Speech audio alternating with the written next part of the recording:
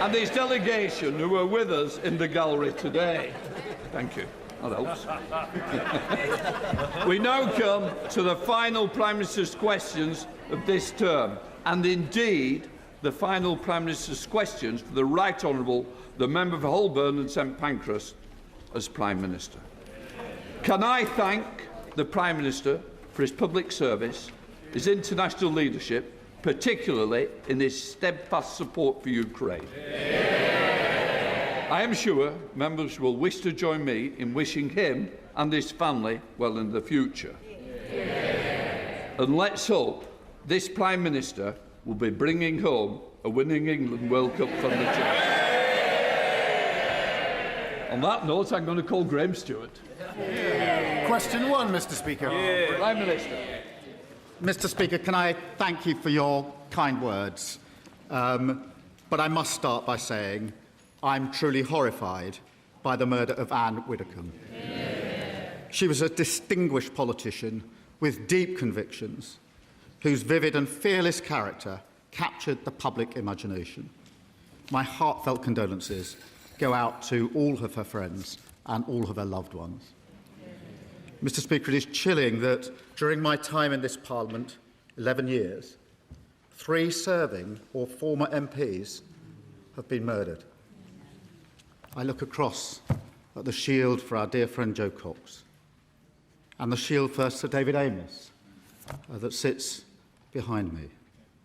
Mr. Speaker, I know this is a House matter, so this is my personal view, but I do believe it would be fitting for the House to consider a similar tribute to Anne.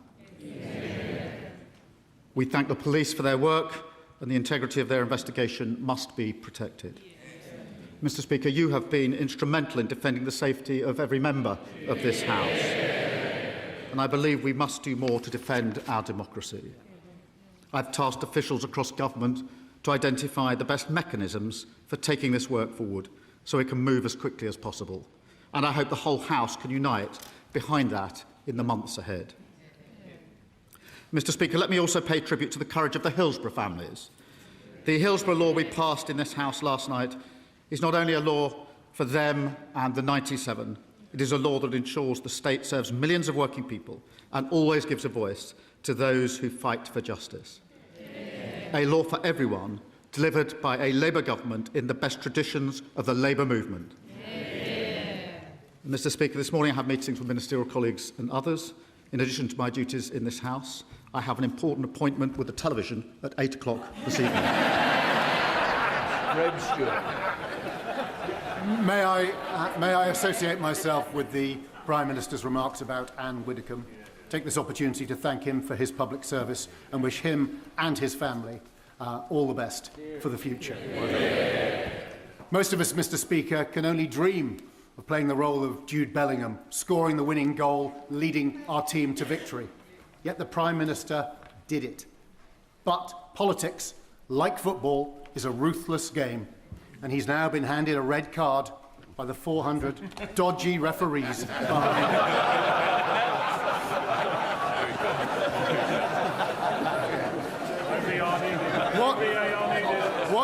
What advice, Mr. Speaker, does this Prime Minister have for the Right Honourable Member for Makerfield to ensure that he, unlike himself, doesn't end up with an early bath? But, Mr. Speaker, I think that's the first and sadly probably the last time I'll be compared to Jude Bellingham.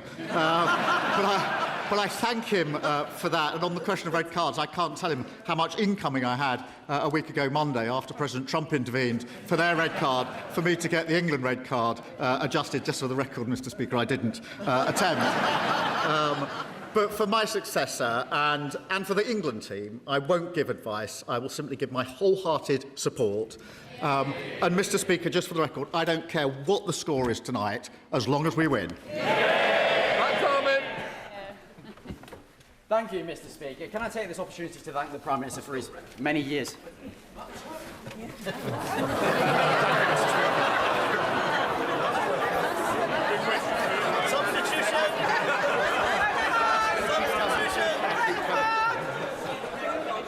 Come on, Matt. Thank you, Mr. Speaker. And I rise for the third time. It was an honour to march with people from across Watford on a peace walk in my constituency recently, because earlier this year we saw an attack on our high street where a fire was lit at a Jewish-owned shop and sprayed with anti-Semitic graffiti. Additionally, mosques in Watford have been subject to Islamophobic attacks and intimidation. So I welcome my right honourable friend, the Prime Minister's additional support to deal with anti-Semitism and anti-religious hatred.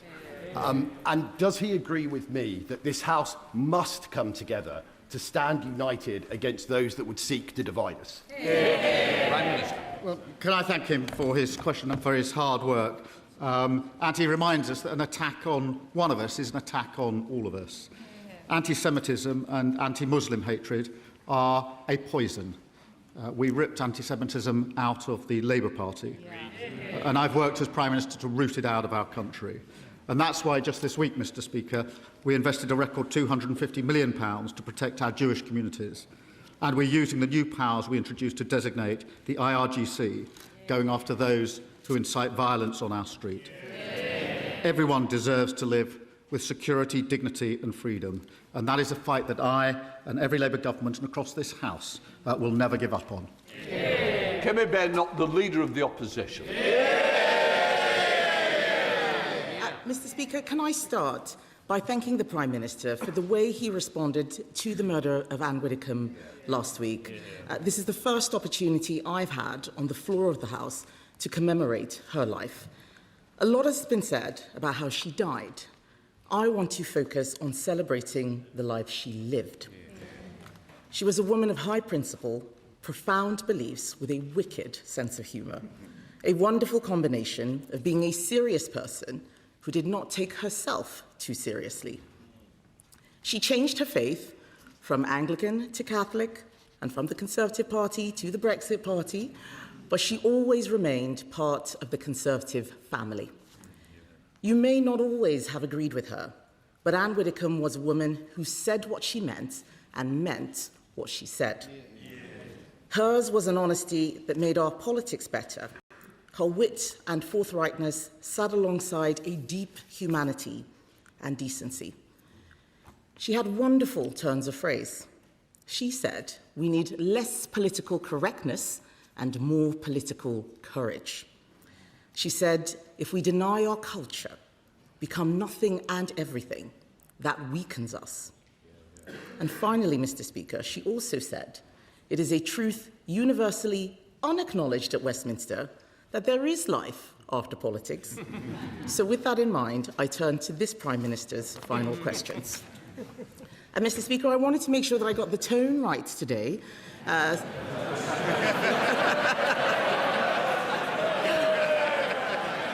So I looked back at his final questions to Boris Johnson, and luckily for him, I plan to be much gentler than he was that day. Week after week, the Prime Minister and I have clashed at this dispatch box and rarely agreed on anything. But there is one thing I did admire. When President Zelensky was attacked in the White House, the Prime Minister showed leadership and invited him to Downing Street. That was the right thing to do. Ukraine is on the front line in the battle for freedom. So does the Prime Minister agree that cross-party support for their cause must endure? Prime Minister. Can I start by joining her in a tribute to Anne Whittaker?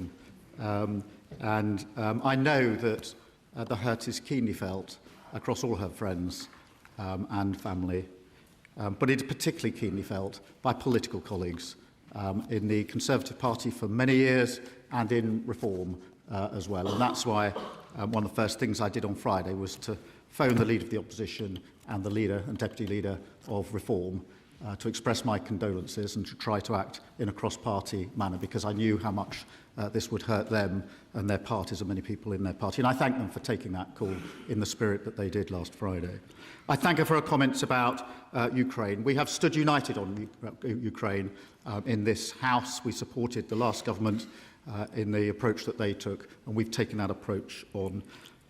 That meeting with President Zelensky, the day after he was evicted from the Oval Office, he left alone. He got a plane We got him to come to London, and I asked him to come to Downing Street straight away. And I walked out to meet him. I gave him a hug, and then I showed him what was in the street, which was many people who had come thinking that he was visiting Downing Street. And the moment he got out the car and hugged me, they cheered on the top of their voices, the British people, to tell President Zelensky exactly what they thought of him and the way that he had been treated. And that was a really emotional moment because it was the first human contact he had effectively had outside of his immediate team since he left the Oval Office. I had a meeting with him to tell him that in this country we will stand with him and Ukraine, and I didn't let him leave alone. I walked him out to his car because we don't let people in Britain walk out of our buildings alone. We escort them out. Can I thank the Prime Minister for that answer. And no doubt he will be disappointed that he won't be emulating his hero, Harold Wilson, in winning multiple elections. However, we all hope that he may be about to emulate him in another way, by being the Prime Minister when England win the World Cup.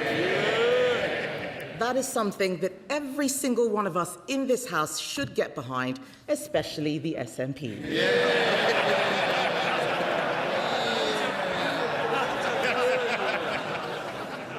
Mr. Speaker, as leader of the opposition, the Prime Minister led his party to a landslide after a historic defeat.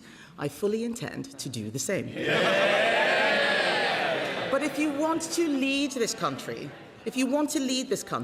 you should set out your plans to do so. We have. But one politician intends to spend the summer avoiding scrutiny, refusing to set out his plans. So does he not agree that what the country deserves is a televised debate between Nigel Farage and Count Binface? Prime Minister.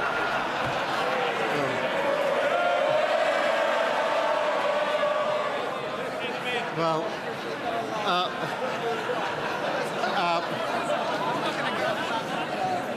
Mr. Speaker, they intend to spend the summer arguing with the bin. My advice to everyone is put your vote in the bin. Mr. Speaker, can I just say that I'm delighted today that we are joined in the gallery by some of the people I've met across the country in opposition and in power. And these are the people in the gallery today who are in my mind's eye. People like Trevor and Lewis. They worked together at JLR for over 30 years, and I visited them just before we got the deal with America when tariffs were threatened, and I faced the entire workforce that day who were very, very concerned that they were going to lose their jobs because the tariffs would not be possible for JLR. When we went back, when we got the deal, I took the call from President Trump at JLR in Solihull so they could hear the deal and they knew exactly what it would mean for them.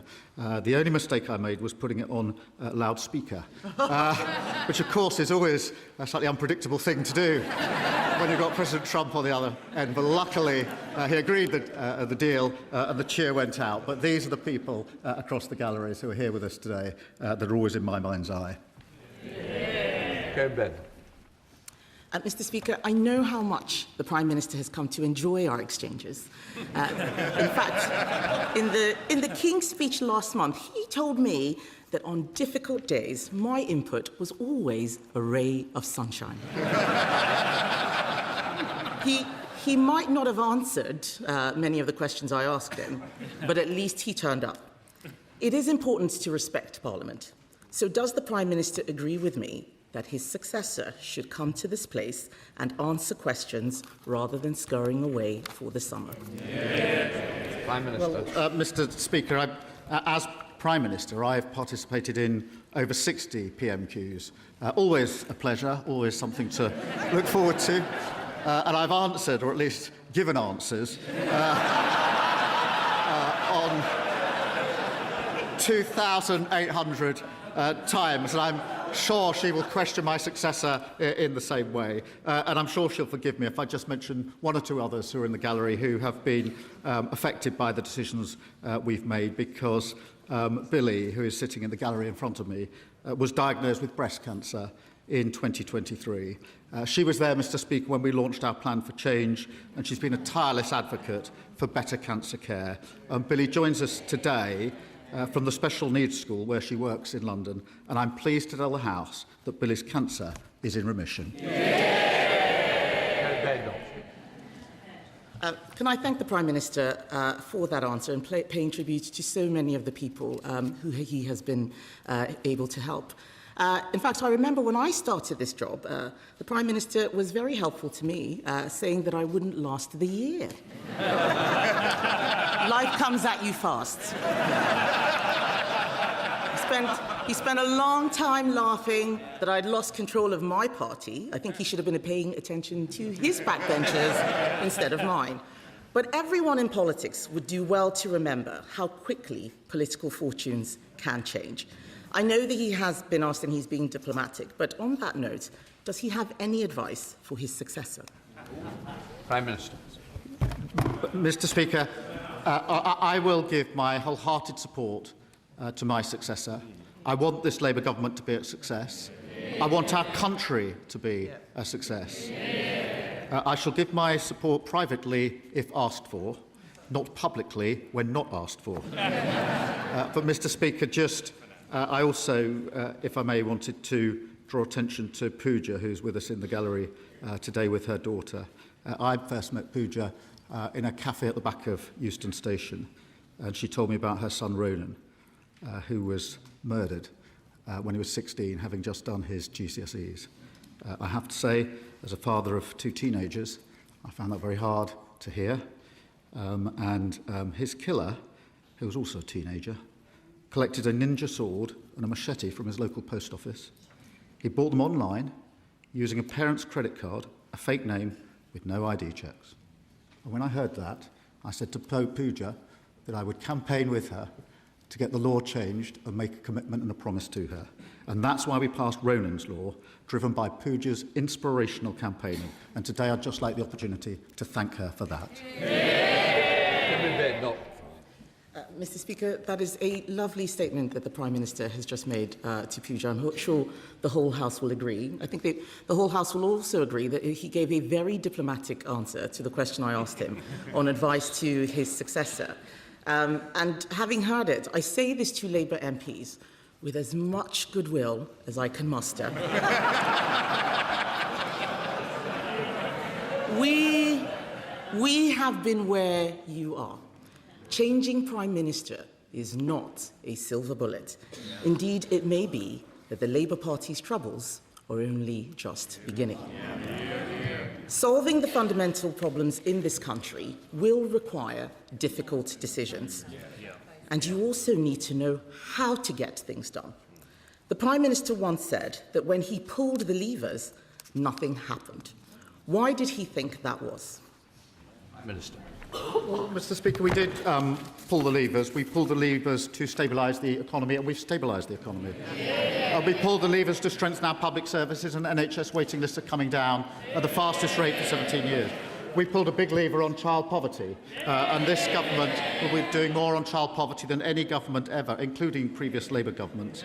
We put the biggest investment into defence and security, and our international standing has been restored. But, Mr. Speaker, we also pulled the lever on the individual cases that matter, including individuals like Carla, who's in the gallery today. It was one of the parents that came to see me about online harm and the harm it can do to our young children, and that's why we banned social media for under-16s. And Daniel, who's also here with his son, who spoke to me many times about the struggles he's had with the cost of living and the need for a safe and secure home for every family and every child to grow up in. They're the people, Mr. Speaker, that matter more to me than anything else, because it's their lives that I think about when we make decisions in this government. Final question, Kevin Burnham. Thank you, Mr. Speaker. So for my last question, the Prime Minister may not think so now, but it is a tribute to him that not a single sitting Labour MP could beat him.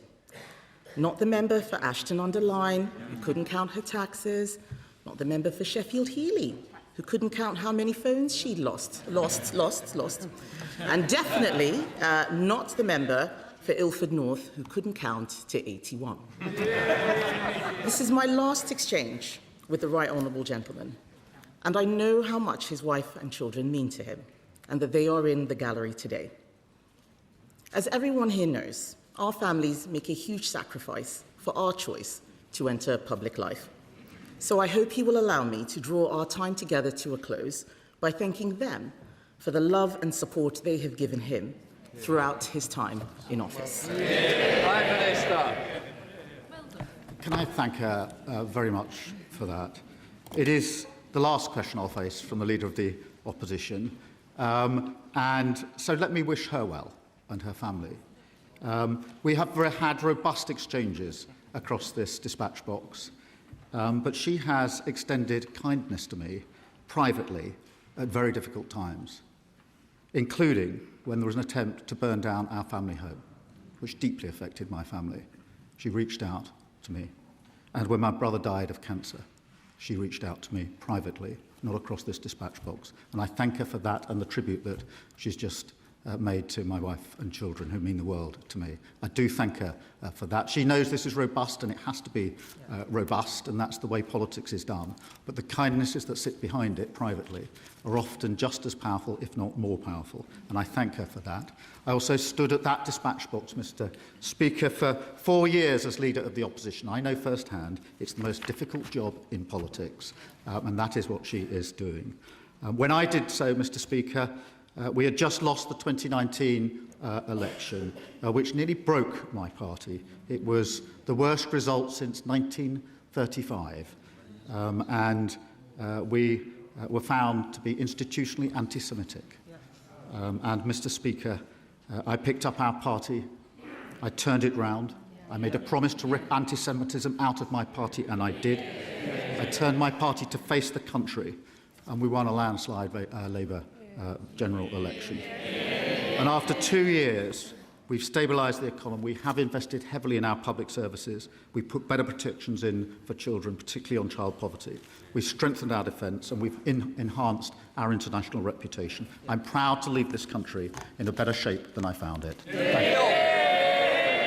Thank you very much, Mr. Speaker. It is an emotional Prime Minister's question time today, and I really welcome the tone that has been struck and think we should hear more of this more often. Last year, I convened a roundtable of stakeholders in my constituency to explore joined-up solutions to tackling the scourge of violence against women and girls. And I've been really pleased over the last 2 years the Prime Minister has made that central to his government's mission. He has ensured that spiking and sexual deep fakes have been criminalised, that police forces have been mandated to have rape and sexual offences teams, and it has embedded trauma support for victims across all services. Does he agree that the government absolutely must stick to the pledge that the Labour Party put in its 2024 manifesto to halve violence against women and girls over the next decade? Prime Minister. Yes, I do. Can I pay tribute to her campaigning on this issue? Mr. Speaker, yesterday I was with John and Penny Clough, who I first met nearly 16 years ago. They lost their daughter to domestic violence of the most extreme sort in appalling circumstances. And in many ways, my journey campaigning on violence against women and girls started with them 16 years ago this year. I pay tribute to them and everybody else who campaigns on this. That's why we set the mission to halve violence against women and girls in a decade. Whatever role I do next, I will continue to campaign for that for as long as I've got breath in my body. Sir Ed Davey, Leader of the Liberal Democrats. Thank you, Mr. Speaker. Can I associate myself with so many of the Prime Minister's comments today, but particularly his remarks about Anne Widdecombe? She devoted her life to public service, and her murder was truly horrifying, and I support his campaign now for a memorial in this chamber to her. Can I also thank the Leader of the Opposition for her tribute to Anne, and to remind the whole House and the whole country that we need to remember Anne for the way she lived her life. I have to make a confession. I've always been slightly jealous of Anne for appearing on Strictly Come Dancing. Still time. Mr. Speaker, but can I join the whole nation, and hopefully every nation, in wishing England well against Argentina tonight after their superb win against Norway, and it's the last job of the Prime Minister to make sure we win the World Cup. But can I also pick up on a remark from the Leader of the Opposition about the by-election we're about to see in Clacton? I have to tell her I cannot back joke figures with ridiculous policies, which is why I'm supporting Count Binface. Mr. Speaker, as the Prime Minister finds himself with more time on his hands, can I recommend the new Toy Story film? For those of you who don't know Toy Story, its main character used to be in law enforcement, but was mainly known for being a little wooden, but was replaced by a shiny new action figure from far away who thinks he can fly. And the name Andy on everyone's lips. Perhaps, Mr. Speaker, maybe the Prime Minister should give that a miss. But does he share my fear that when it comes to Britain's national debt, the Right Honourable Member for Makerfield's plan is to infinity and beyond? Prime Minister. Mr. Speaker, can I first? So it's a very. He's clearly angling to go on Strictly Come Dancing, and no doubt he'd be very good at it. And I've some good news for him, because he is, fittingly, the Right Honourable Member for Chessington World of Adventures. And I'm supposing he talks about the economy. I'm pleased to tell him that thanks to our summer savings, his family can save nearly £20 when they visit this summer. Sir Ed Davey. Mr. Speaker, can I invite the Prime Minister to join me at Chessington World Adventures? We haven't always agreed across the floor, but can I pay my own tribute? Yes, you have. I've disagreed on Europe, and I've disagreed with you on Europe. So shall I say to the Prime Minister that although we've not always agreed, I've always admired the way he has led his party. I've always admired the way he's been a true patriot, and I always admire the way he's worked with so many people across this House to do the best for the national interest, and we thank him for his public service. And Mr. Speaker, one of the Prime Minister's qualities that people most underestimate comes from his experience as a carer. He's spoken powerfully about looking after his mother through her battle with Steele's disease, and the love and care he gave to his brother Nick. And I know the Prime Minister agrees that we can and must do more for family carers.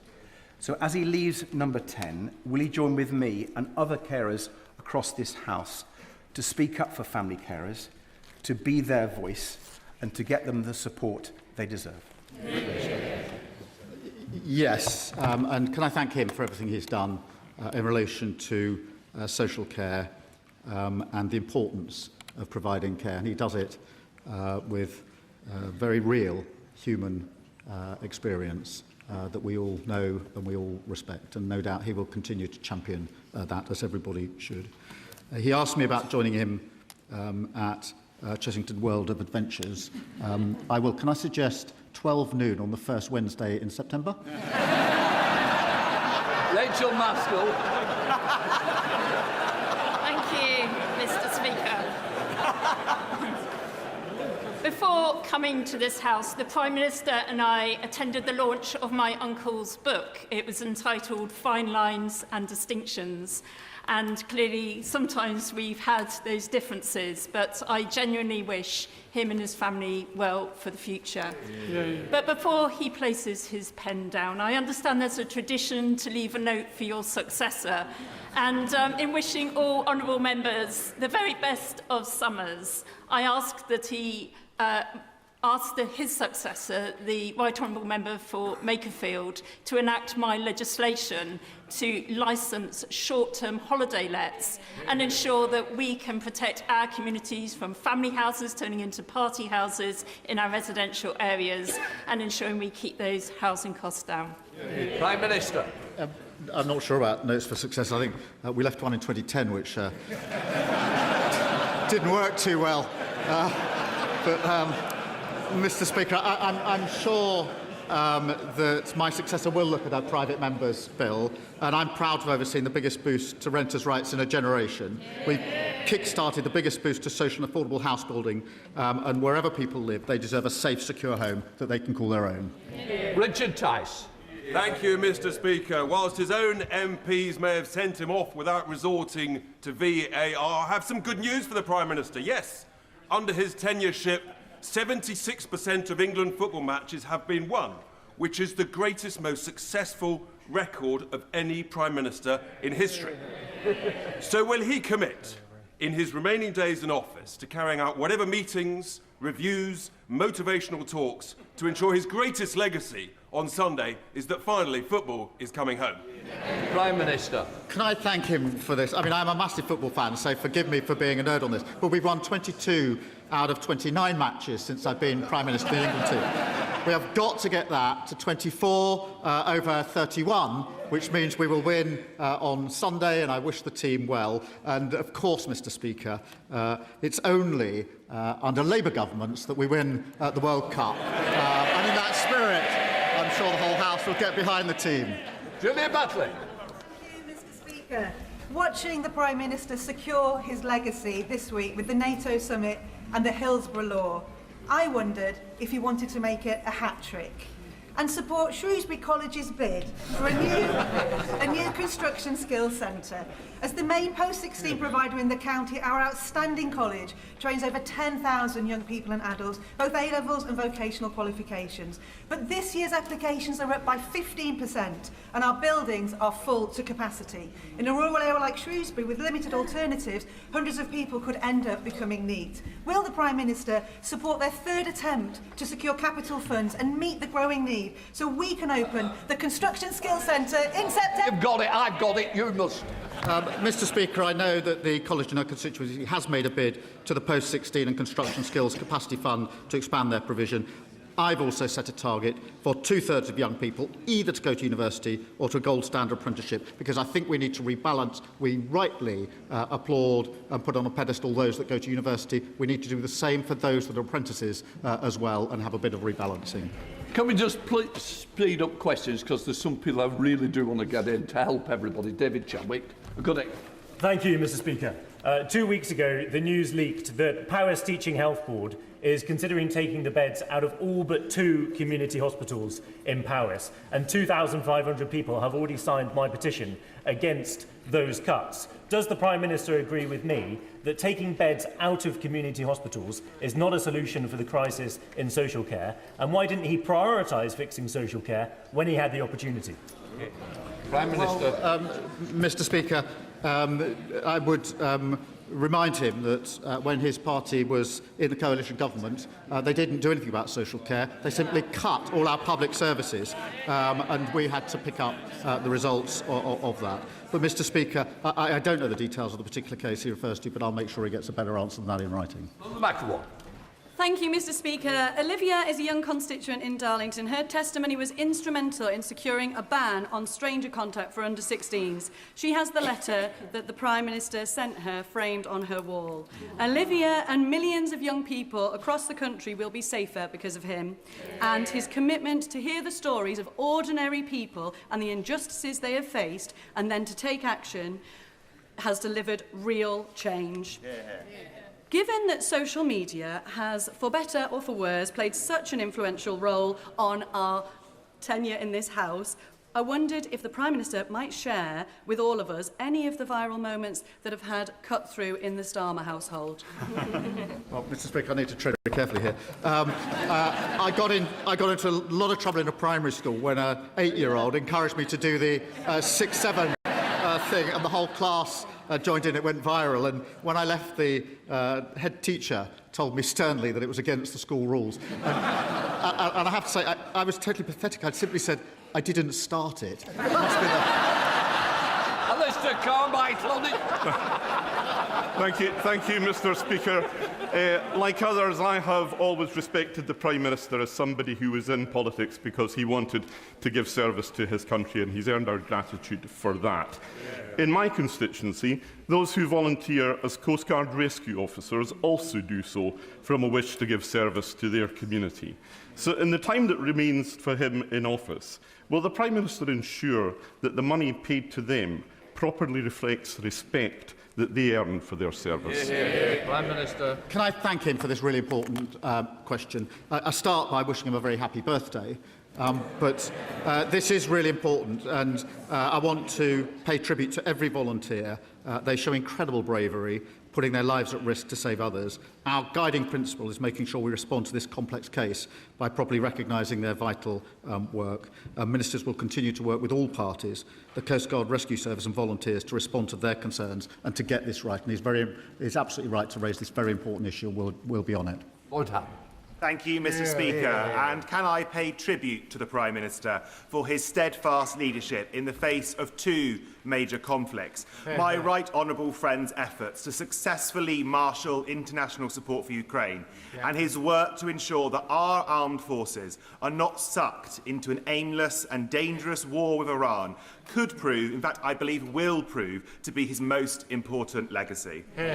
Does the Prime Minister share my view that we must now use every diplomatic tool at our disposal, including sanctions against networks and enablers, to crack down on hostile states such as Russia and Iran? Prime Minister. Well, can I thank him for that? And I'm proud of the fact that we pulled together the coalition of the willing, Mr. Speaker. We did so because the usual frameworks, the UN wouldn't work to do that. The EU was blocked by Hungary, and NATO wasn't the vehicle because Ukraine is not in NATO. So we put together a coalition of the willing, led by the French and the UK, and now the Germans. I'm honoured that we're joined in the gallery by the Ukrainian ambassador today, Mr. Speaker. Let me say to him and all Ukrainians, we are united in this House against Russian aggression.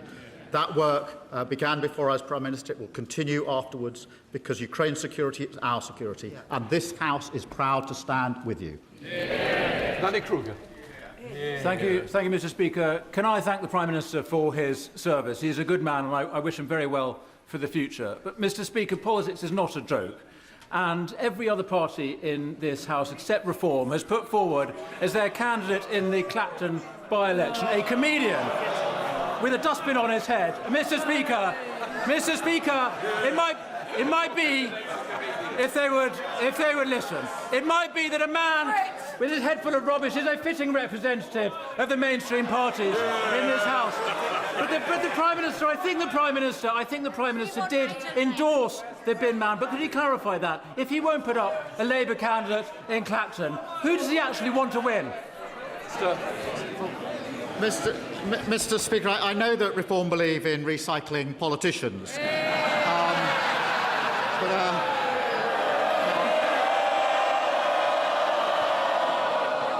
I wonder that's if he really thought spending his summer arguing with a bin was what he had in mind when he defected to the benches up there.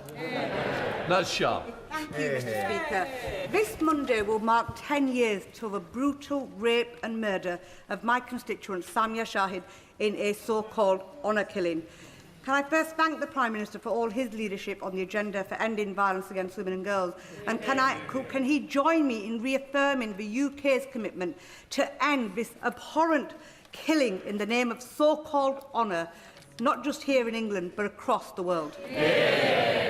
Well, can I pay heartfelt tribute to her for everything she has done to campaign and draw attention to this issue, and the very powerful and personal way in which she argues it. And when she spoke in this House earlier this year, it was compelling for all of us, for all the right reasons, and I thank her for that, and I know she will continue to do so for many, many years to come, and right so, and thank her. Alison Bennett. Thank you, Mr. Speaker. I'd like to put on record my appreciation for the hard work of the Prime Minister's ministerial team in DEFRA in tackling the absolute failings of South East Water.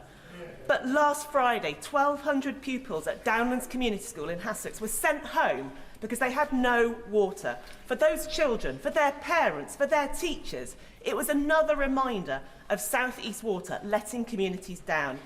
I'm sure the Prime Minister would agree that something as basic as turning on the tap should never be in doubt. So, before new housing developments are approved, does he agree that water companies should be compelled to confirm that they have the capacity to provide a reliable water supply to those new homes. Yeah. Well, this incident is completely unacceptable, and every customer deserves reliable, resilient services, particularly during extreme heat where there's a risk to public health. The Water Minister has met the company's leadership to demand improvements and will follow up in that way.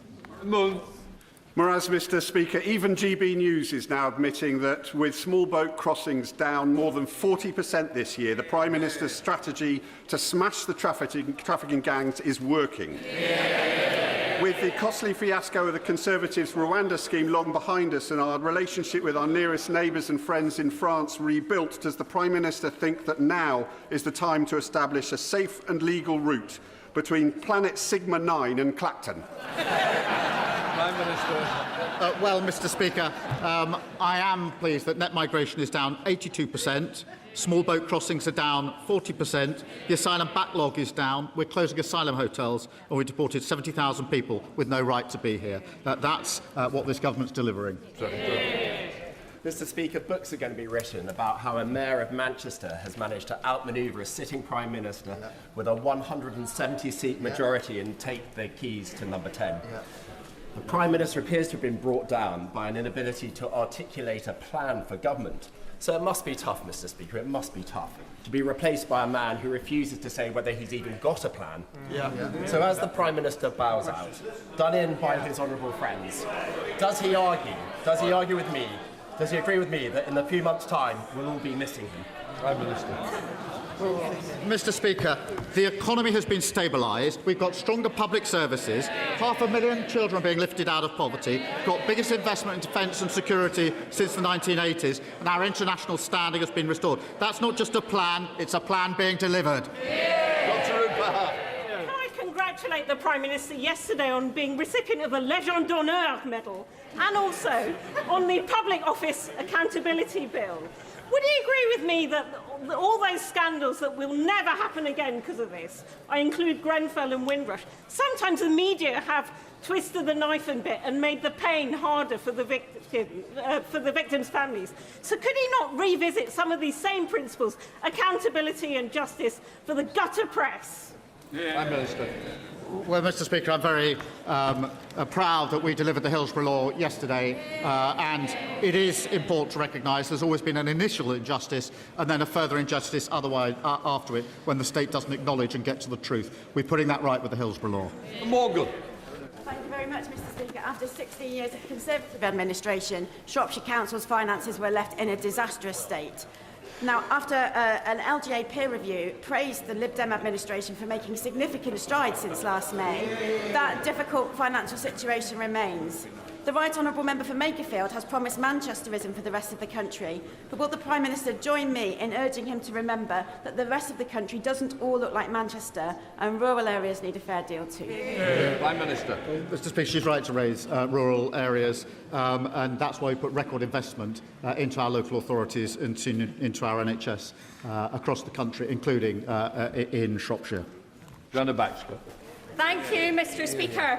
My constituent and Scottish football superfan, Craig Ferguson, has just returned home after working for 108 days across 3,000 miles in the United States to raise funds for Scottish Action for Mental Health. He's raised over £1 million. I know this is an issue the Prime Minister cares very deeply about. Can I thank him for his leadership? And will he join me in congratulating Craig and everyone who supported his actions to raise money for mental health? Well, can I join her in praise and pay tribute to Craig? I believe there's a famous Scottish song about walking 500 miles and then another 500, but to surpass that is an amazing achievement. We all pay tribute. Forster. Thank you, Mr Speaker. We've all enjoyed watching England's success in the World Cup in the last few weeks. As his last act as Prime Minister before he leaves office, will he agree to grant us a bank holiday so we can celebrate England's win? Prime Minister. Well, Mr Speaker, I've been careful not to tempt fate and jinx the result, and I'm a passionate Arsenal and England supporter, and I've watched many games, agonising moments. But, Mr Speaker, on the question of a bank holiday, he should ask me again on Sunday. Mr Speaker, second time. The Prime Minister won't need reminding about... The Prime Minister won't need reminding about Arsenal's success in the Premier League last season. And my right honourable friend, the member for Makerfield, won't want reminding that Everton, unfortunately for him, came 13th. But what neither of my right honourable friends may know is the UK finished 20th in the Corruption Perceptions Index, well within the relegation zone. At the Prime Minister's request, last week, the Ethics and Integrity Commission produced a comprehensive set of recommendations to tighten up rules around lobbying. In light of recent stories around the leader of Reform UK, does he agree with me that these recommendations... Well, can I pay tribute to the Commission and their work? The work of strengthening our democracy will and must continue. Susan Berry. Thank you, Mr. Speaker. And I would like to wish the Prime Minister well in what he does next. The future of communities like mine in Mid Dumbartonshire is uncertain, where hyperscale data centres are set to be built. These large data centres in Scotland's planning system could demand more power than the whole of Scotland needs at its winter peak. Can the Prime Minister assure my constituents they won't find they are fighting for electricity during the cold winter days? Prime Minister. Mr. Speaker, it's very important that we have all the resources we need to provide the energy we need and to bring the price of energy down, and that is what we're doing. Right, final question, Caroline Harris. Ooh, I can do this. Can I thank my right honourable and very dear friend for everything he's given to our party and our country. There were few who believed we could make the changes needed to bring in a Labour government after the general election of 2019 when he became leader. But today, because of his service and his leadership, children are growing up in a fairer Britain. We stand tall on the world stage, and every day we've seen his decency and his courage shine through. Can I thank him and his wonderful family on behalf of me and my family for their cherished friendship, and I am certain everyone will join me in wishing him and his family the very, very best for their next chapter. Can I thank my honourable friend for her question, for her support and friendship, to me, to Vic and to the kids.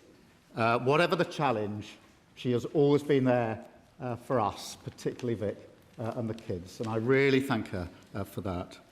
Mr. Speaker, this will be my last answer from this dispatch box. Every Prime Minister knows when they take up the torch that the day will come when they have to pass it on. That day has come for me. This is the end of my political journey. In 6 years, went from historic defeat in 2019 to historic victory in 2024. And in 2 years in government, I leave the country in better shape than I found it. I am proud of everything that we have achieved. Mr. Speaker, can I just take time to say to you, Mr. Speaker, and all those who work for the House and in our constituency offices, thank you for all your hard work. To our civil service, thank you also for all your hard work. To my political team, many of them here today, who came on this journey with me, thank you so much for everything you have done and being prepared to walk through fire for me. To my colleagues on these benches, I am proud of all we have achieved together and proud of each and every one of you. To my successor and each of you, I will give my full support. To all colleagues across the House, can I wish you good health and happiness. To all those in the gallery whose lives have been changed or improved by this Labour government, and all across the country who struggle to be seen or heard, you're the reason I came into politics. To my wife and children, I love you. Goodbye.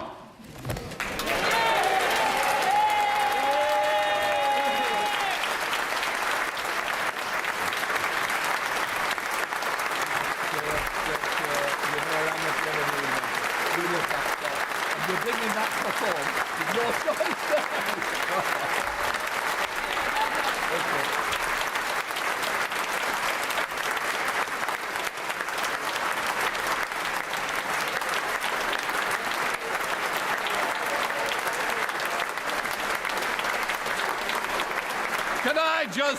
just say, as the curtain has fallen, this House quite rightly cheers out the Prime Minister. I'm sorry we're still clapping. We don't do clapping in the House. We cheer. We hold our order papers up. That is the farewell that we should always give to a Prime Minister. We now come to the next stage. If the front benches change over,